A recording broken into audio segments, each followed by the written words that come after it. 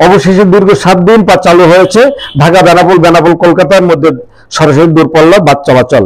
এসব বিষয়ে বিস্তারিত দেখুন ভয়েস অফ কলকাতায়। চলুন ভয়েস অফ কলকাতায় দেখে আসি বিদেশের সব খবর জানতে, দেখতে, শুনতে, শিক্ষা, স্বাস্থ্য, যোগাযোগ, ভ্রমণ, বাণিজ্য ও বিনোদন সহ বিভিন্ন বিষয়ে সবার আগে সব প্রতিবেদনটি দেখুন ভয়েস অফ কলকাতায়।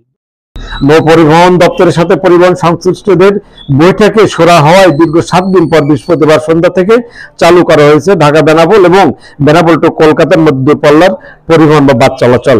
ফলে স্বস্তি ফিরেছে যাত্রীদের, খুশি পরিবহনের সাথে সংশ্লিষ্টরা। গত 22 নভেম্বর রাতে বেনাপোল পৌর বাস টার্মিনালে ঢাকা বেনাপোলগামী দূরপাল্লার পরিবহন থেকে নামিয়ে নেওয়া হয় যাত্রীদের। বেনাপোল চেকপোস্ট থেকে 4 কিলোমিটার দূরে যাত্রী নামে দেওয়ার ঘটনায় দুর্ভোগে পড়েন তারা। পৌর কর্তৃপক্ষের সাথে বাস মালিকদের মধ্যে মতানৈক্যের সৃষ্টি হয়। ফলে গত 7 দিন ধরে বন্ধ রাখা হয় ঢাকা বেনাপোল বা বেনাপোল কলকাতার মধ্যে দূরপাল্লার বাস চলাচল। ভোগান্তিতে পড়েন দুদেশের যাত্রীরা।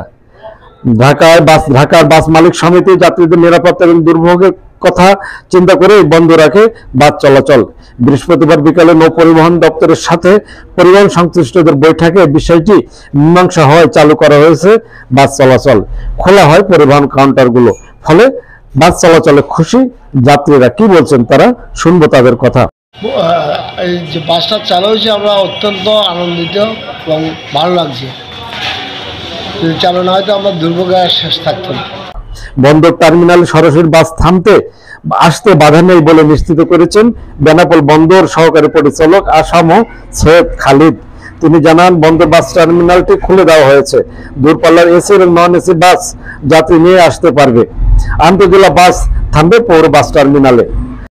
বেনাপোল পৌর এলাকার যানজট নিরসনে পৌর বাস টার্মিনালে দেশের বিভিন্ন স্থান থেকে আসা বাস থামবে এবং সেখান থেকে যাতায়াত করবে বলে নির্দেশনা দেন যশোর জেলা প্রশাসন।